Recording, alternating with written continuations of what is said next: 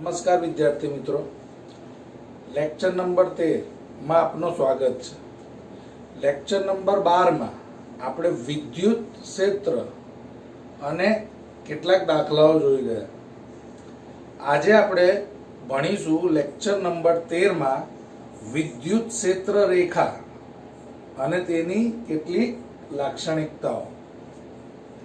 બંને સવાલ અલગ અલગ નથી.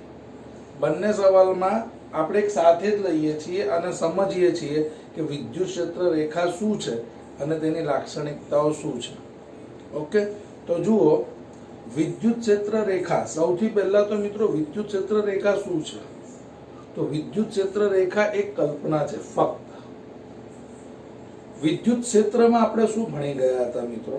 કે જો કોઈ ધન વિદ્યુત ભાર હોય તો એની વિદ્યુત ક્ષેત્ર રેખાઓ તેના કેન્દ્રથી બહારની તરફ નીકળે છે, બધી જ બાજુ, 3 ડાયમેન્શનમાં.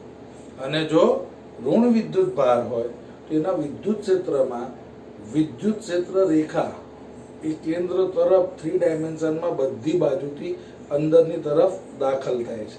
બરાબર છે? આ વિદ્યુત ક્ષેત્રની વાત આપણે કરેલી, પણ એમાં વિદ્યુત ક્ષેત્ર રેખા શું છે? તો વિદ્યુત ક્ષેત્ર રેખાઓથી જ બને. તો તમે જુઓ, પહેલું વાક્ય, વિદ્યુત ભાર થી ઉદ્ભવતા વિદ્યુત ક્ષેત્રનું ચિત્રાત્મક સ્વરૂપ એટલે વિદ્યુત ક્ષેત્ર રેખા. ચિત્રાત્મક સ્વરૂપ એટલે શું? જુઓ, ધારો કે હું બોલું છું કે આ ધન વિદ્યુત ભાર છે, તો ધન વિદ્યુત ભારનું માની લો કે આ ક્ષેત્ર છે. અહીંયા કોઈ પરીક્ષણ વિદ્યુત ભાર હું મૂકું છું, બરાબર છે? તો આ માની લો કે આ વિદ્યુત ભાર છે -Q.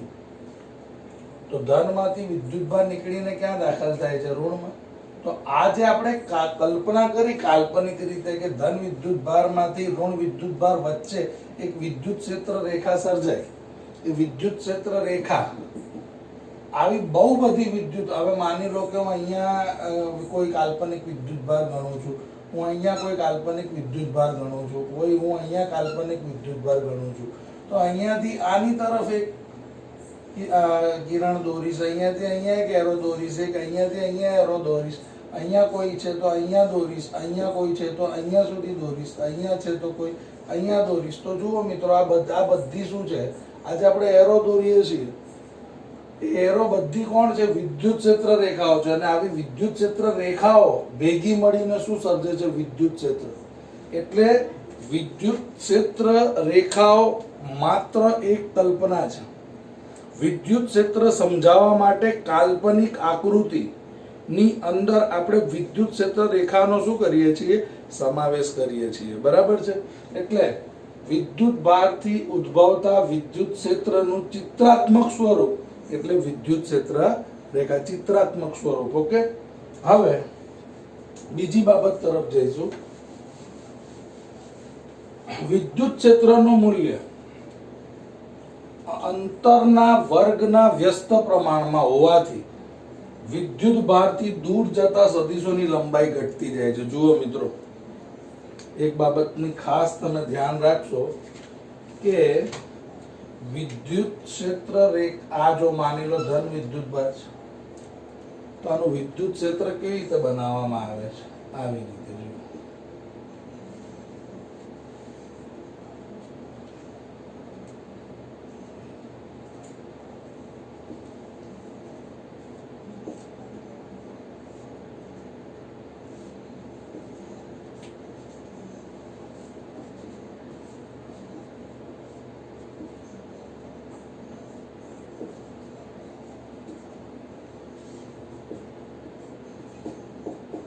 જરા અહીંયા નોટિસ કરો મિત્રો, આ ધન વિદ્યુત ભાર છે, આને આપણે શું કહીએ છીએ? સ્ત્રોત વિદ્યુત ભાર. આ સ્ત્રોત વિદ્યુત ભારમાંથી ક્ષેત્ર રેખાઓ નીકળે છે. શરૂઆતની ક્ષેત્ર રેખા જુઓ, જેનો એરો મોટો છે, જેમ જેમ આગળની તરફ વધે છે એરો નાનું થતું જાય છે. બરાબર છે? એકચ્યુઅલમાં આકૃતિ આવી છે. આવું કેમ દોરવામાં આવે છે? કારણ કે વિદ્યુત ક્ષેત્રનું મૂલ્ય અંતરના વર્ગના વ્યસ્ત પ્રમાણમાં હોવાથી વિદ્યુત ભારથી દૂર જતા સદિશોની લંબાઈ ઘટતી જાય છે. જોઈ લો, અહીં આનો મતલબ આ સમજાવે છે કે જો અહીંયા પરીક્ષણ વિદ્યુત ભાર હોય ને તો એનો વિદ્યુત ક્ષેત્ર બહુ પાવરફુલ છે. જેમ જેમ જેમ જેમ અંતર વધે વિદ્યુત ક્ષેત્ર ઘટે, એનું મૂલ્ય ઘટે. અંતર વધે વિદ્યુત ક્ષેત્રનું મૂલ્ય ઘટે. એટલે આ આકૃતિ ખરેખર આવી દોરવામાં આવે છે કે જે નજીકના એરો મોટો હોય છે, પછીના એના પછીના એરો એનાથી નાના હોય છે, એના પછીના એરો હજુ નાના હોય છે, એના પછીના એરો જેમ જેમ આપણે દૂર જઈએ તેમ તેમ એરો નાના બનતા જાય છે. પરંતુ સરળતા ખાતર હવે આપણે આકૃતિ હંમેશા આવી જ દોરીએ છીએ. સીધો એરો, બધા એરોને જોઈન્ટ કરીને આપણે વિદ્યુત ક્ષેત્ર રેખા આવી રીતે દોરીએ છીએ અને અહીંયા આપણે શું બનાવીએ છીએ? વિદ્યુત ક્ષેત્ર. બરાબર. આ સ્ટેટમેન્ટ આ આકૃતિ બતાવે છે. આપણી ચોપડીમાં આ આકૃતિ આપેલ છે. જો ધન વિદ્યુત ભાર છે તો ધન વિદ્યુત ભારની નજીકના બધા એરો મોટા, એના પછીના બધા એરો નાના. આ બધા આ એક આખી લાઈન શું છે? વિદ્યુત ક્ષેત્ર રેખા જ છે, પરંતુ એ બતાવે છે કે વિદ્યુત ક્ષેત્રનું મૂલ્ય અંતરના વર્ગના વ્યસ્ત પ્રમાણમાં હોય છે. તેથી વિદ્યુત ભાર જેમ જેમ જેમ જેમ દૂર જાય, આ તમારો સોર્સ વિદ્યુત ભાર, પરીક્ષણ વિદ્યુત ભાર જેટલો દૂર રહે, સદિશોની લંબાઈ શું થતી જાય મિત્રો? ઘટતી જાય. સમજો છો? હવે વિદ્યુત ક્ષેત્ર ધન વિદ્યુત ભારમાંથી ઉદ્ભવે છે અને ઋણ વિદ્યુત ભારમાં બહુ મહત્વની બાબત છે મિત્રો, ધ્યાન રાખજો કે વિદ્યુત ક્ષેત્ર રેખાની દિશાઓ બહુ બધી આવશે મિત્રો. ડાયપોલની આવશે. વિદ્યુત ક્ષેત્ર રેખાની દિશા શું? તો અહીંયા માની લો ધન વિદ્યુત ભાર છે અને અહીંયા માની લો ઋણ વિદ્યુત ભાર છે. તો વિદ્યુત ક્ષેત્ર રેખા ક્યાંથી નીકળે છે? તો ધન વિદ્યુત ભારિત જો હોય તો વિદ્યુત ક્ષેત્ર રેખા અહીંયાથી નીકળીને ઋણમાં દાખલ થાય છે. ખ્યાલ આવે છે?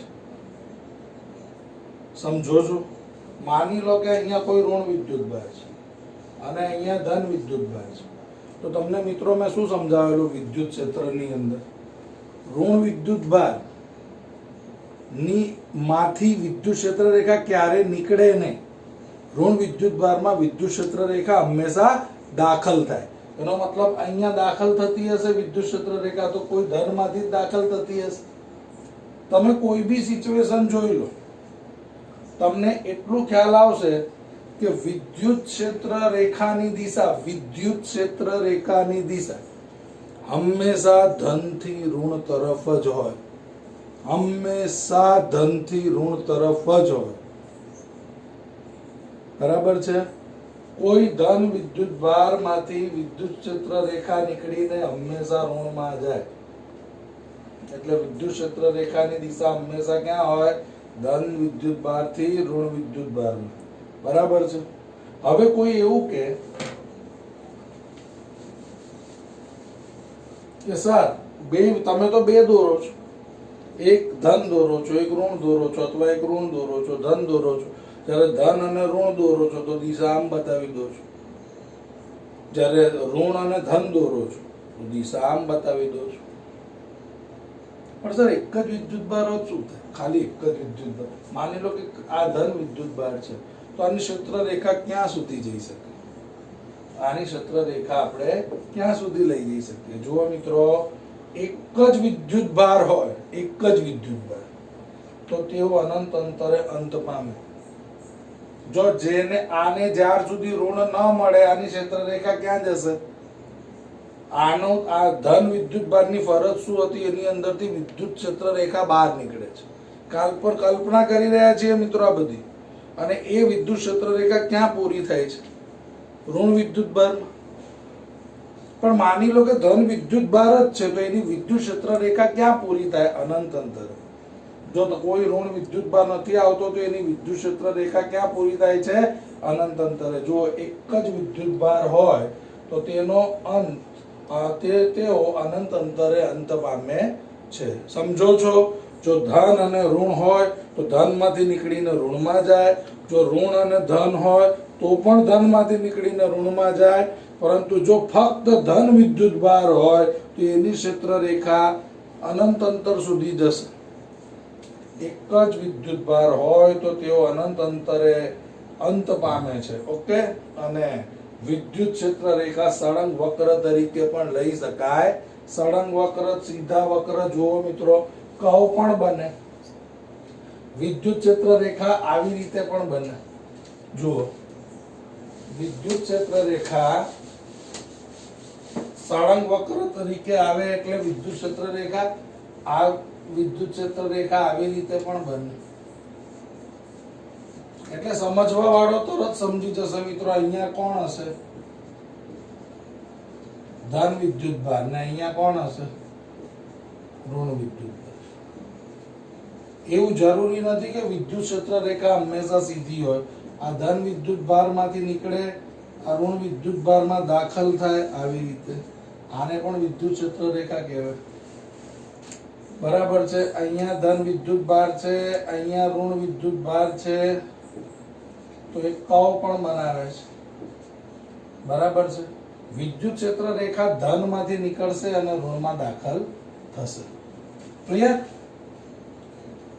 ત્રીજી બાબત, આગળ વધીએ છીએ. વિદ્યુત ક્ષેત્ર રેખા એકબીજાને ક્યારે છેદતી નથી. મિત્રો, આ સ્ટેટમેન્ટ સમજાવો એની પહેલા આને જરા સમજો. કોઈ તમને એવું કહે કે અહીંયા વિદ્યુત ક્ષેત્રની દિશા કઈ, તો તમે કહેશો અહીંયા વિદ્યુત ક્ષેત્રની દિશા ધન થી ઋણ આ છે. સરસ, સ્ટ્રેટ લાઈન છે એટલે ધન થી ઋણ જ થાય. પણ તમને કોઈ કહે કે અહીંયા વિદ્યુત ક્ષેત્રની દિશા કે આ બિંદુએ વિદ્યુત ક્ષેત્રની દિશા કઈ, તો આ બિંદુએ વિદ્યુત ક્ષેત્રની દિશા જે તે બિંદુને જોડતા સ્પર્શકની દિશામાં. ધ્યાન રાખજો. માની લો કે કોઈ તમને પૂછે કે સર અહીંયા વિદ્યુત ક્ષેત્રની દિશા કઈ, તો અહીંયાથી દોરેલા સ્પર્શકની દિશા. અહીંયા તો અહીંયાથી દોરેલા સ્પર્શકની દિશા. અહીંયાથી દોરેલા. સમજો છો કે વિદ્યુત ક્ષેત્ર રેખા જો સ્ટ્રેટ છે તો ધન થી ઋણ, પરંતુ જો કર્વ છે, વક્ર છે, તો વક્ર પરના જે તે બિંદુએ જો તમારે વિદ્યુત ક્ષેત્રની દિશા શોધવી છે તો તે બિંદુ પાસેથી દોરેલા સ્પર્શકની દિશામાં. આ સ્ટેટમેન્ટ મહત્વનું છે. એટલે જુઓ, વિદ્યુત ક્ષેત્ર આ સમજાવું છું તમને હું, પણ આ પહેલા સમજો આ સ્ટેટમેન્ટ. વિદ્યુત ક્ષેત્ર રેખા ની દિશા જે તે બિંદુ પાસેથી દોરેલા સ્પર્શકની દિશામાં જ હોય છે. એટલે કે કોઈ પણ વક્ર હોય, કોઈ આ માની લો આ ધન વિદ્યુત ભાર, આ ઋણ વિદ્યુત ભાર, આ બિંદુએ વિદ્યુત ક્ષેત્રની દિશા, આ બિંદુએ વિદ્યુત ક્ષેત્રની દિશા, આ બિંદુએ વિદ્યુત ક્ષેત્રની દિશા, આ બિંદુએ વિદ્યુત. જોઈ લો, સમજો છો? એટલે ક્યાં હોય છે? આ સ્પર્શકની દિશામાં, જે તે બિંદુ પાસે દોરેલા સ્પર્શકની દિશામાં. ડન. હવે આ સ્ટેટમેન્ટ જો ખબર પડે ને મિત્રો, તો જ તમને આ સ્ટેટમેન્ટ ખબર પડે. જો આ સ્ટેટમેન્ટ શું કહે છે, જોતા રહેજો. તમને કહે છે કે બે વિદ્યુત ક્ષેત્ર રેખાઓ એકબીજાને ક્યારે છેદતી નથી. મિત્રો, આ એક ગુણમાં સવાલ આવે છે. બે વિદ્યુત ક્ષેત્ર રેખાઓ ક્યારે પણ એકબીજાને છેદતી નથી. બને જ નહીં આવું, નેવર. કેમ? બે વિદ્યુત ક્ષેત્ર રેખા ક્યારે એકબીજા, જો માની લો કે આ એક વિદ્યુત ક્ષેત્ર રેખા, એક ગુણમાં ઘણી બધી વાર આ સવાલ પૂછાયો છે એટલે ધ્યાન આપજો. આ એક વિદ્યુત ક્ષેત્ર રેખા છે, જોઈ લો. આ હશે પ્લસ ક્યુ, આ હશે માઇનસ ક્યુ. આ તો હવે એરો દોરીએ ને એટલે મિત્રો સમજણ પડી જાય કે પૂછ હોય ને, પૂછ ત્યાંથી ત્યાં ધન હોય અને શીર્ષ હોય ને ત્યાં ઋણ હોય. ક્લિયર? હવે આ એક ક્ષેત્ર રેખા છે. બીજી ક્ષેત્ર રેખા માની લો કે આવી છે.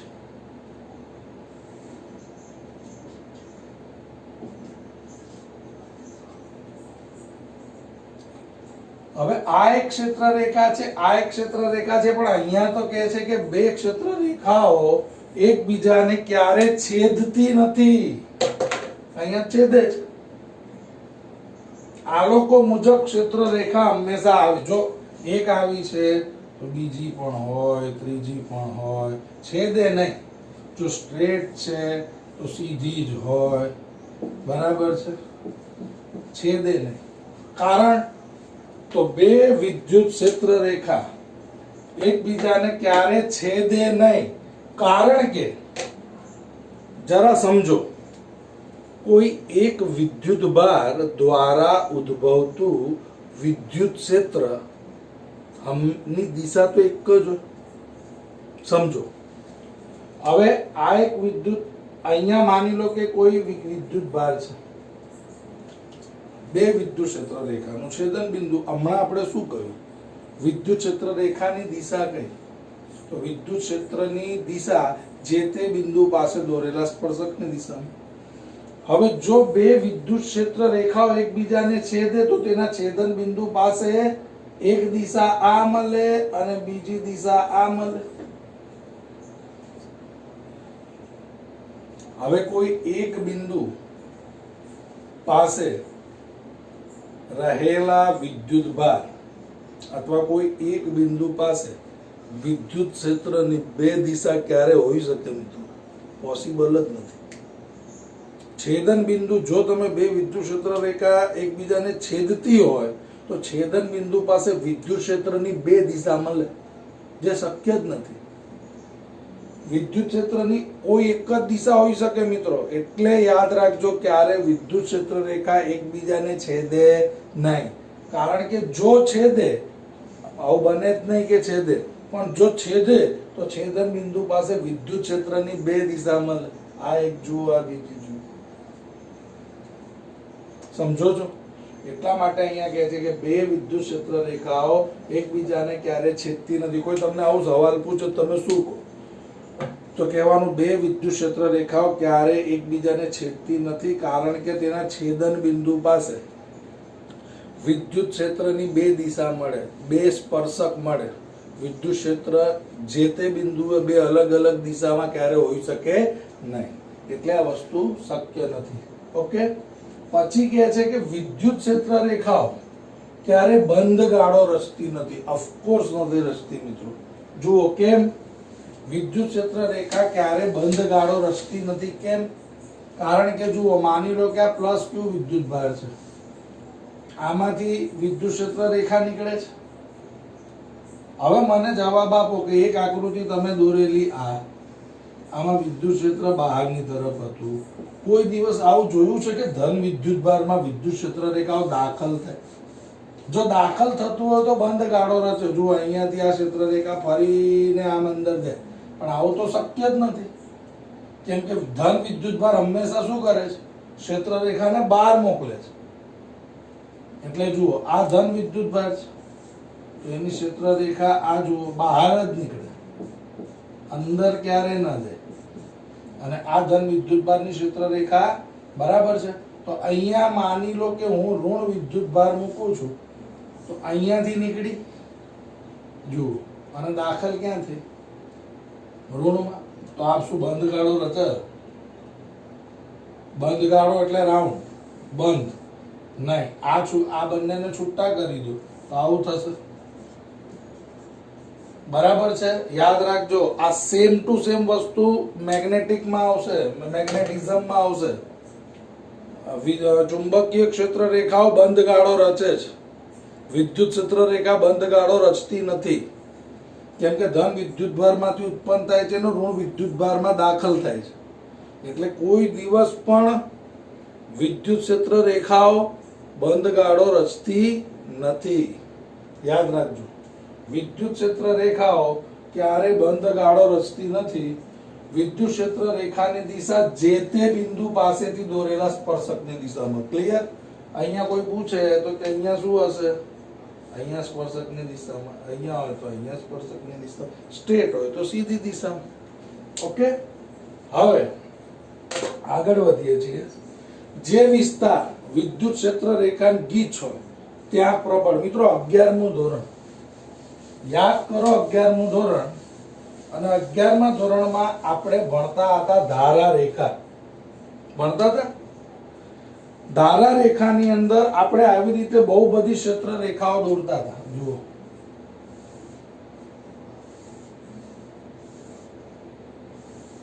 યાદ કરો આવી આકૃતિ આપણે દોરેલી.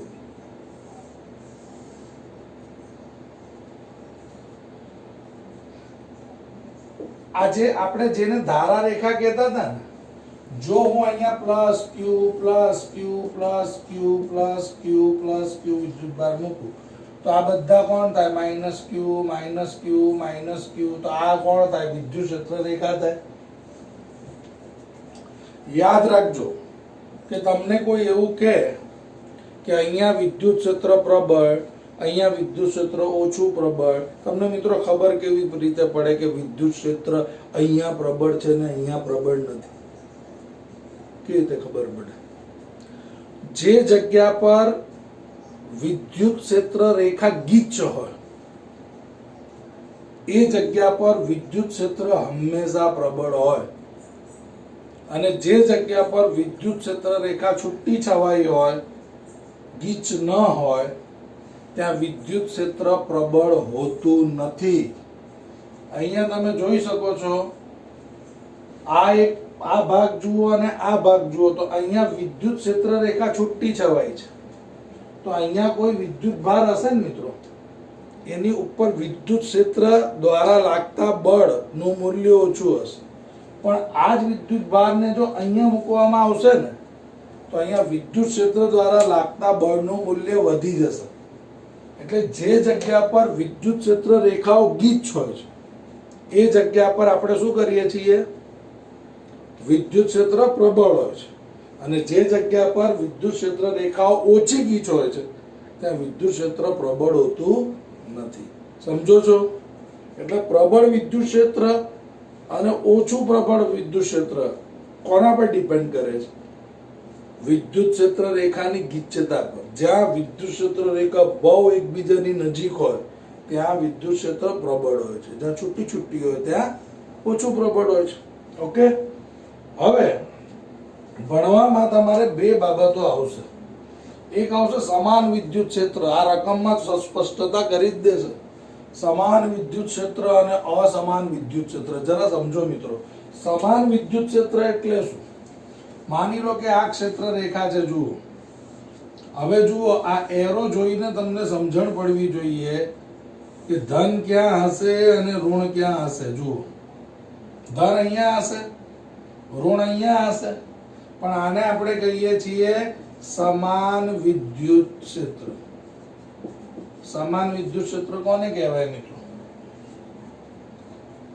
વિદ્યુત ક્ષેત્ર રેખા પરસ્પર સમાંતર હોય. વિદ્યુત ક્ષેત્ર રેખા પરસ્પર સમાંતર હોય. બરાબર છે? જોઈ લો. અને બધા એક જ દિશામાં. તો અહીંયા કોઈ પણ જગ્યા પર હું આંગળી મૂકું, કોઈ પણ જગ્યા પર વિદ્યુત ક્ષેત્રની વેલ્યુ સમાન હશે. કેમ સમાન હશે?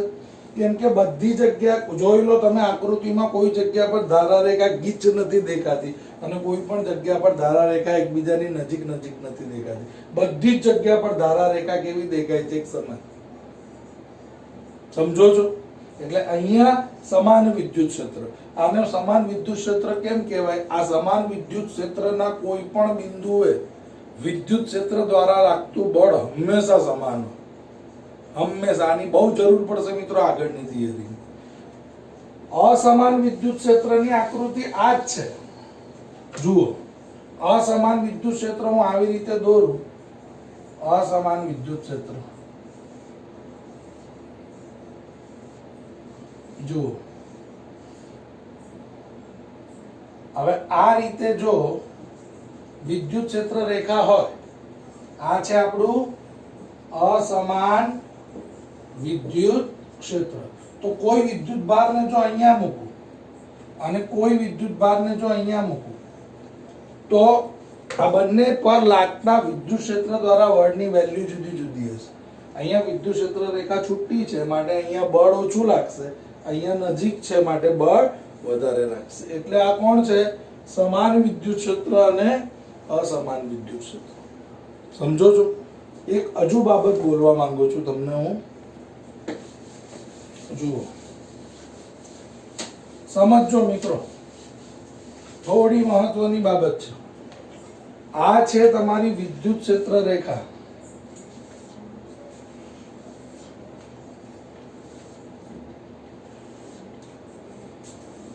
શું સમજ્યા? તો સર અમે હમણાં જ ભણી ગયા, આ સમાન વિદ્યુત ક્ષેત્ર છે. આ બધી જગ્યા પર કોણ આવે? ધન વિદ્યુત ભાર. આ બધી જગ્યા પર કોણ આવે? ઋણ વિદ્યુત ભાર. માનો કે આની અંદર એક ઇલેક્ટ્રોન મૂકું છું. આ વિદ્યુત ક્ષેત્રની અંદર એક ઇલેક્ટ્રોનને મૂકું છું, તો આ વિદ્યુત ક્ષેત્ર આ ઇલેક્ટ્રોન પર કઈ દિશામાં બળ લગાડશે? વિચાર. આ ધન વિદ્યુત ભાર આને પોતાની તરફ આકર્ષશે અને ઋણ વિદ્યુત ભાર જો ધન વિદ્યુત ભાર આને શું કરશે? પોતાની તરફ આકર્ષશે અને ઋણ વિદ્યુત ભાર આની સાથે શું કરશે? અપાકર્ષણ. એટલે આ તમારા આ દિશા જો બ્લુમાં વિદ્યુત ક્ષેત્ર રેખાની દિશા છે. ક્યાંથી? ધન થી ઋણ. એટલે આ દિશા છે વિદ્યુત ક્ષેત્ર રેખા. જ્યારે વિદ્યુત ક્ષેત્રમાં કોઈ ઇલેક્ટ્રોનને મૂકવામાં આવે તો ઇલેક્ટ્રોન વિદ્યુત ક્ષેત્ર રેખાની વિરુદ્ધ દિશામાં ભાગે. વિદ્યુત ક્ષેત્ર એની ઉપર વિરુદ્ધ દિશામાં બળ લગાડે. પરંતુ જો અહીંયા હું પ્રોટોન મૂકું છું તો જુઓ, ધન વિદ્યુત ભાર મૂકીશ તો ધન આની ઉપર શું કરશે? આ દિશામાં અપાકર્ષી બળ લગાડશે અને ઋણ એને શું કરશે? પોતાની તરફ આકર્ષશે. જોયું? ક્લિયર? એટલે તમે જોઈ શકો છો અહીંયા બંને એરો ક્યાં ભાગે છે. તો જ્યારે કોઈ ધન વિદ્યુત ભારને કોઈ વિદ્યુત ક્ષેત્ર સમાન વિદ્યુત ક્ષેત્રમાં મૂકવામાં આવે તો આ વિદ્યુત ક્ષેત્ર જો ધન વિદ્યુત ભારને વિદ્યુત ક્ષેત્રની દિશા તરફ લઈ જાય છે. આની ઉપર વિદ્યુત ક્ષેત્ર દ્વારા લાગતું બળ ક્યાં હશે? વિદ્યુત ક્ષેત્રની દિશામાં, ધન થી ઋણ. અને ઋણ વિદ્યુત ભાર હશે વિદ્યુત ક્ષેત્રની વિરુદ્ધ દિશામાં. સમજો છો? તો જો ઇલેક્ટ્રોન હશે તો વિદ્યુત ક્ષેત્રની વિરુદ્ધ દિશામાં, અને જો પ્રોટોન હશે તો વિદ્યુત ક્ષેત્રની દિશામાં. સમજો છો? હવે એક નોર્મલ આકૃતિ દોરીએ, જસ્ટ સમજો. ઓકે?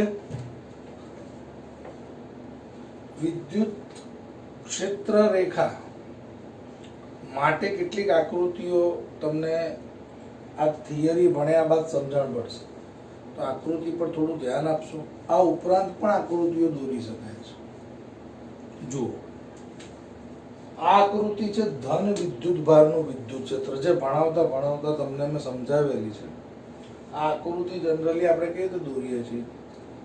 આની પાસે મોટો એરો, પછી નાનો એરો, પછી નાનો એરો, પછી નાનો એરો, પછી નાનો, બધી બાજુ.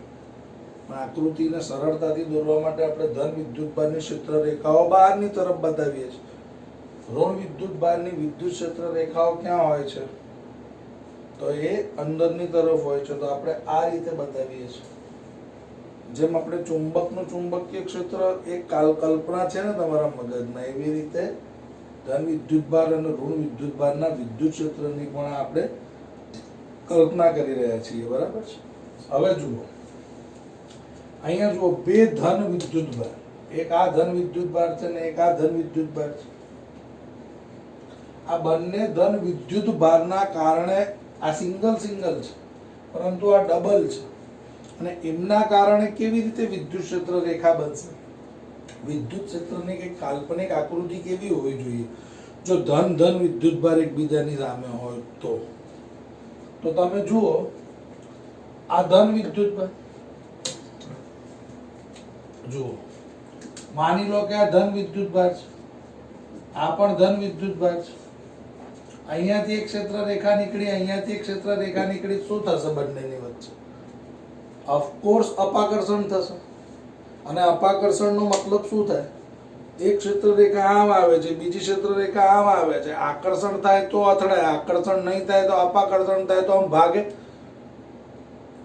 આમ જુઓ અહીંયા આ રેખા છે, આ બંને આવતી તો હતી સીધી જ, પરંતુ આની પણ ક્ષેત્ર રેખા આવી અને આની પણ ક્ષેત્ર રેખા આવી. બંનેનું શું થયું? અપાકર્ષણ. અપાકર્ષણ થવાના કારણે આ ક્ષેત્ર રેખા આમ અપાકર્ષણ પામે છે. આ બીજી લાઈન અપાકર્ષણ પામે છે. જોઈ લો અહીંયા અપાકર્ષણ પામે છે.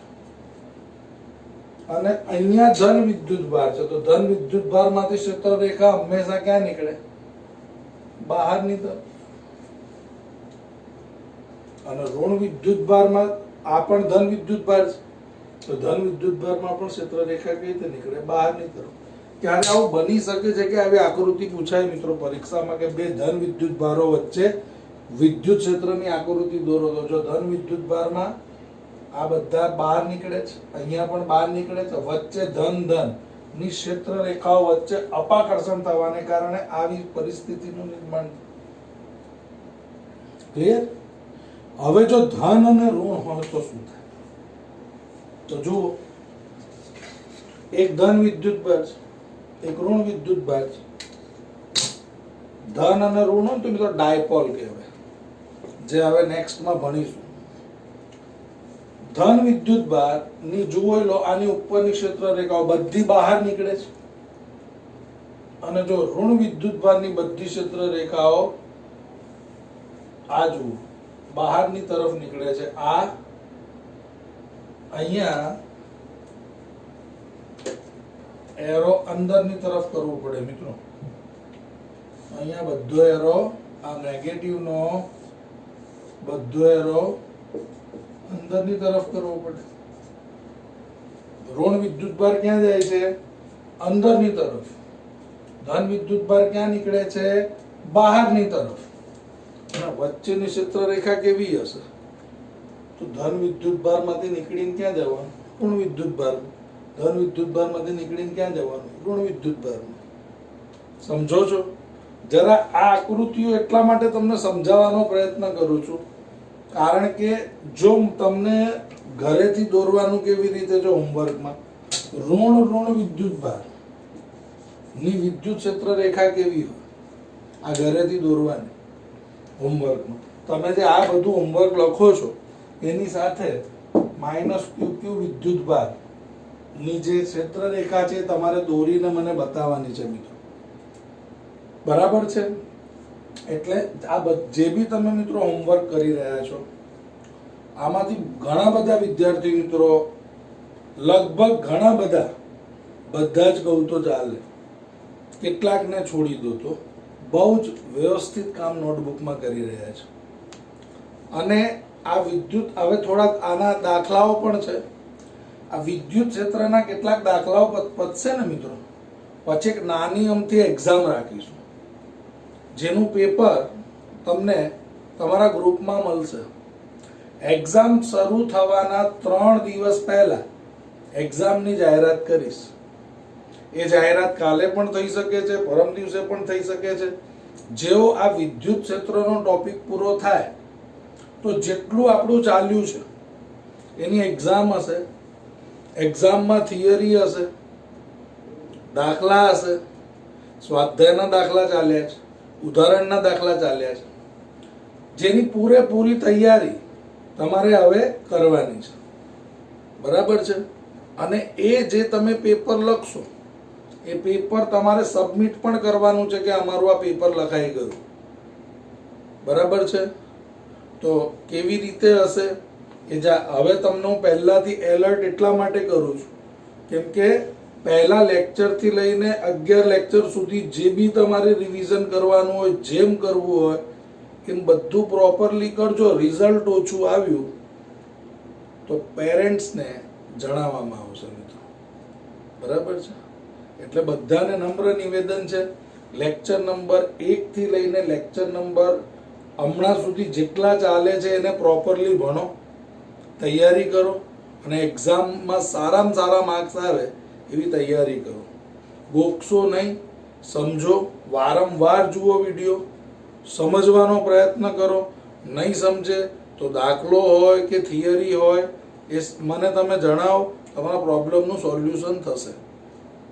બરાબર છે મિત્રો? પણ મહેનત ચાલુ રાખજો. ઓકે, મળીશું કાલે.